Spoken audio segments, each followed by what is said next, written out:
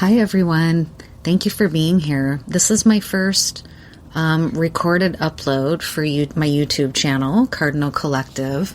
I've been wanting to incorporate mirror gazing and scrying into my channel for a while, and I've been kind of just waiting and observing inward when and where it would feel right and in what kind of format. It's not something that I want to film myself doing because I don't believe that that's something that should be shared for everyone's eyes, but it's a talent or a useful method if you like the esoteric and divination, and it's one that I use and that I cherish and love to do. Mirror magic has a little bit of a bad reputation at times for being scary or being difficult to control because mirrors are portals. And so people have an anxiety that if they start practicing mirror scrying, they may unwittingly allow things to come through a portal that they don't want. And that even has made its way into pop culture with movies like Candyman, right? So I don't have, and there's also sort of a superstition understanding and practice, for example, when somebody passes away in a home, to cover the mirrors, because traditionally people had a belief that mirrors were portals, and people still understand that in some groups and in some sects of belief. And so I do mirror gazing as a form of divination. I'm careful with it, and I use it in a select way. I read cards daily for myself and for others, but mirror magic is something that I do in a select time frame. And I happen to use an Obsidian mirror. And it's a mirror that comes from a part of the world that I lived for close to a year in Veracruz, Mexico, near the volcanic activity there is where my obsidian mirror was made. And the reason I have an obsidian mirror like that and don't use more of a traditional witching mirror like a hand mirror is because of my own history of having lived where I first learned of obsidian mirrors and became attracted to mirror magic before I knew that there is a history of mirror divination in Western culture as well. So I'm definitely not approaching this from a Mashika or a shamanic approach with the obsidian mirror. John Dees had an obsidian mirror. He's a famous alchemist and scientist from Western methodology. He used an obsidian mirror, but there's a long tradition of use of obsidian in magic workings and then of mirror gazing as a form of divination. So without further ado, I'm not going to try to teach anything about how to scry or my method or what I do. What I'm going to do with these readings when I'm doing these mirror gazing sessions is just report here in this upload what I saw when I did my gazing session earlier. And I'm also going to try to refrain, for what it's worth, from doing a lot of interpreting and allow you to hear the archetypal symbols that come through and messages. And perhaps there may be some interpreting I do, but my goal, at least initially, is going to be to try to just allow the symbols to come through without me doing too much of my own insertion of that. But that said, the first gaze that I did earlier today came through with a powerful message that I was intimidated almost immediately to speak on because it's so tender and brutal and painful. But it's happening in the world, and it's what came through. So I have a responsibility to speak on it in whatever way I can. So at this point, I'm going to begin relaying what came through my mirror gazing session, and then I'm going to read some cards along with the gazing session in real time as I'm recording, and then that's going to be the upload. And this is a little bit of an intuitive experiment on my end for these uploads. I hope they work out and that you find them useful and meaningful. So my first mirror gaze today, earlier, was as I was going on my way to this place where I seat myself outside when I'm doing a gazing session outdoors. I go and sit on a rock nearby where I live. And on the way there, as I was setting my intentions and trying to connect with just my kind of core self, my seat of my soul, Blackberry made itself really known to me twice on the way down. So Blackberry came through strongly before I even sat down to do the session, which I was pleased to see because I knew that it meant to be it wanted to be included in this gazing session. So Blackberry was the first and most sort of potent energy to come through. Blackberry has an affiliation with the throat and also with the gastric system. It's well known for protection because of its thorns. It's a protective plant and can protect you from curses and spells and spiritual attacks. It also can be used in return to sender magic. On a physical level, what came through for me the strongest on an intuitive level is the base minerals of the blackberry plant, and what they are. In my research, I learned they're zinc, copper, and manganese, which are essential for bone health. And I kept seeing a skeleton in my mind's eye as I was thinking about the blackberry. So I think the bone health was in somewhat of the message about blackberry, as well as the throat and gastric affiliation and the throat chakra. So then moving forward, I went to where I like to sit and do my meditation. And the first image to come through the gaze was dragonfly. So I'm going to leave that. I'm not going to do any interpretation of the dragonfly necessarily, but I have a relationship with dragonfly, and I recommend to you, if you don't know the meaning of dragonfly, to look into it if this is of interest to you. They have a spiritual meaning, like many animals. The second thing that came through was a map of Palestine, which is where my own trepidation to speak on what's happening in Palestine came through, and I felt fearful a little bit. Like, why am I being shown something about Palestine? Because I don't have any kind of authority to speak about what's happening there, other than as a human being witnessing an atrocity from an empirical power that's creating a genocidal experience in Palestine. And so the images came in rapid succession at that point. I saw a map of Palestine, and then I saw a dark, almost like a black hole or a dark hole covered with a cocoon.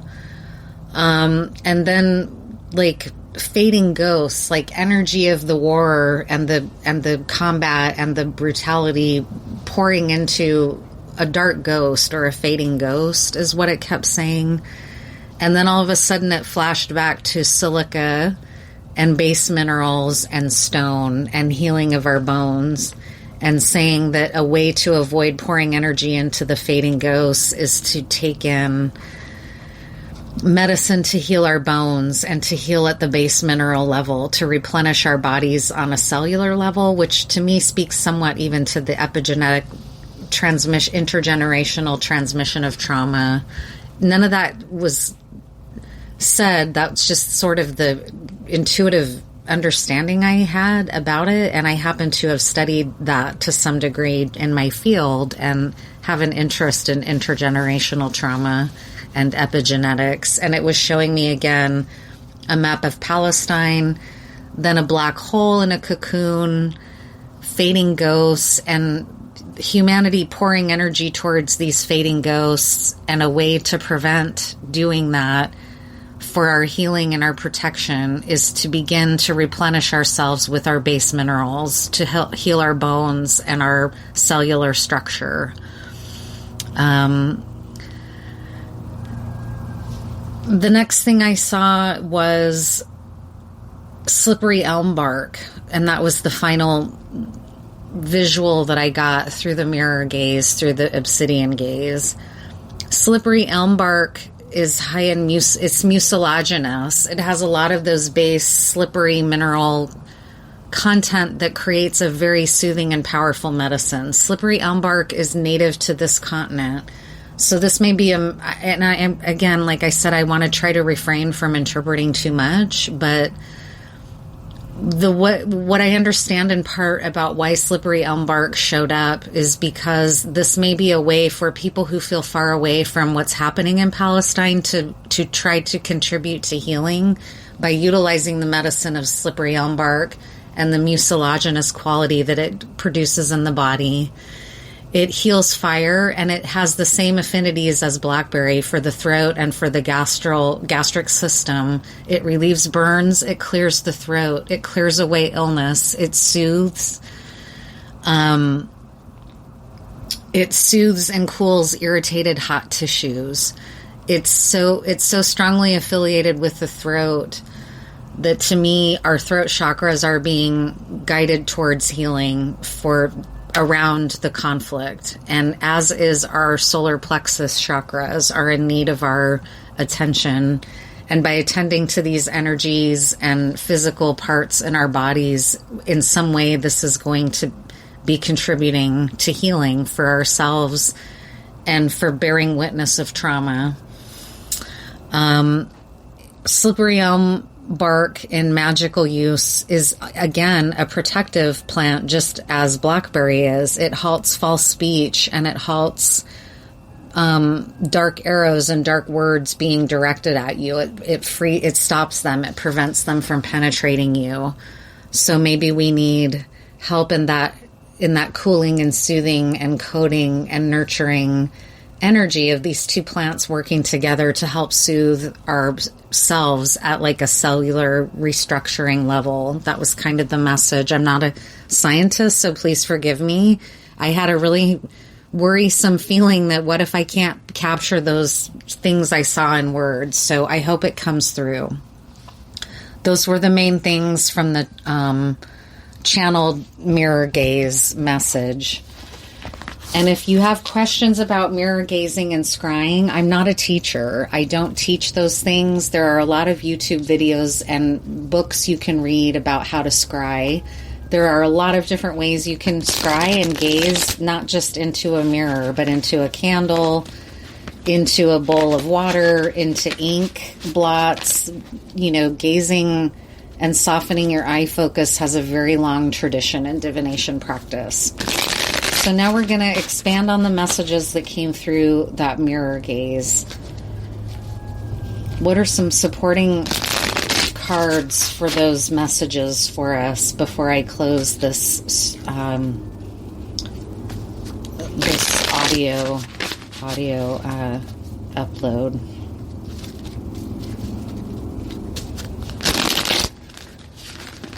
There's some further divinatory messages around those.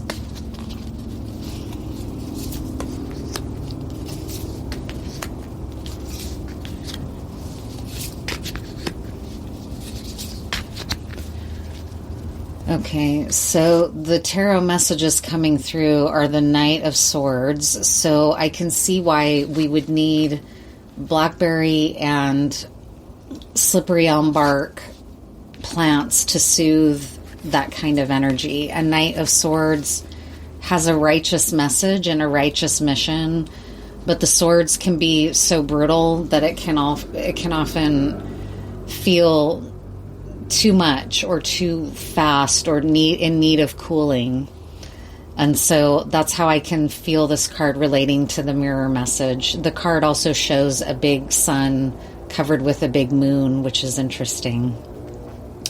The challenges is the Devil card. So there are a lot of impulses like the mirror gaze revealed about pouring energy towards a void or pouring energy towards a black hole, when really, if we can go into a cocoon state or allow a metamorphosis to occur, possibly, I don't know, with that dragonfly image I saw, I'm not sure what the cocoon was representing, but it's going to help soothe the sort of devilish energy that's afoot, possibly. The Devil card is here in the challenge position, so it's a darkly aspected devil sentiment. It's not a positive.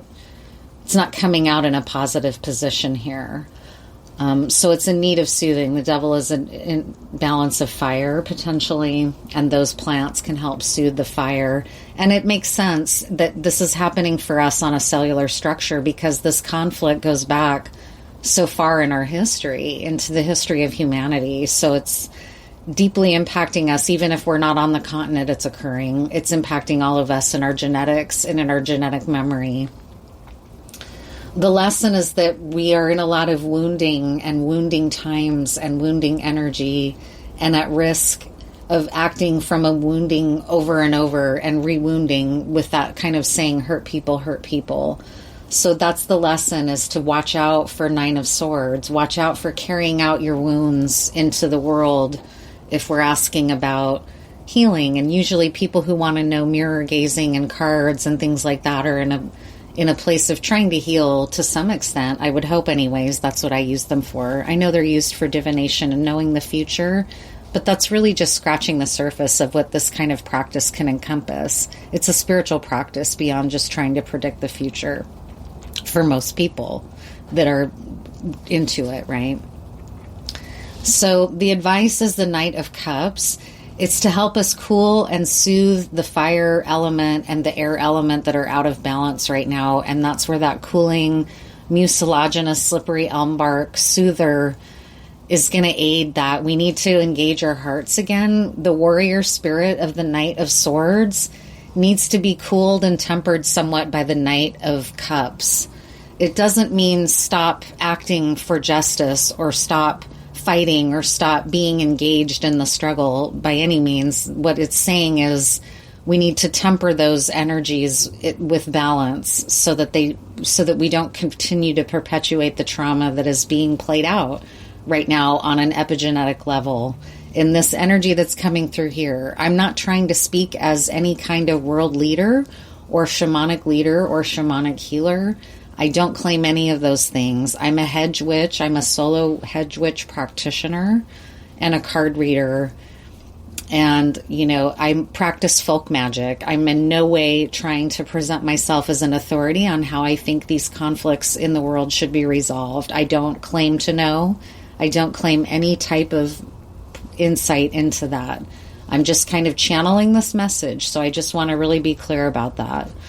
So these two knights can be tempered by one another's elemental energies, the Knight of Swords and the Knight of Cups. And that's what you're being advised to do as someone who cares about this conflict and how you can engage with the energy around a trauma that we're watching unfold and bearing witness to, is to remember to stay connected to our hearts and soothe the imbalanced elements within us and try to heal our bodies on epigenetic levels using those plant energies.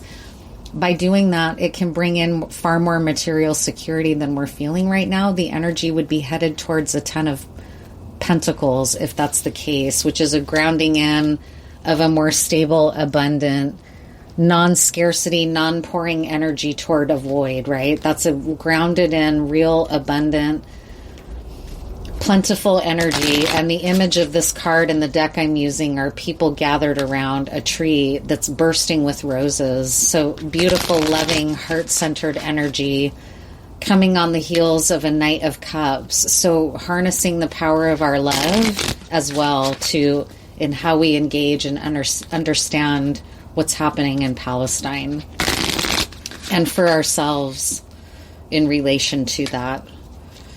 And I don't mean to other what's happening there, but I have a sense that this message is in part coming through for people who care deeply about what is happening, yet feel powerless because they're far away, possibly on this continent. And really, I think most of the people that listen to my channel are from the American continent of Turtle Island. So it's nice to honor Slipperyelm bark here for that very reason. What else? Just going to pull a few more cards and then close this channeled reading. Yeah, the throat chakra has been emphasized here like 4 different times now. This card says, sing to clear your throat chakra and lift your spirits.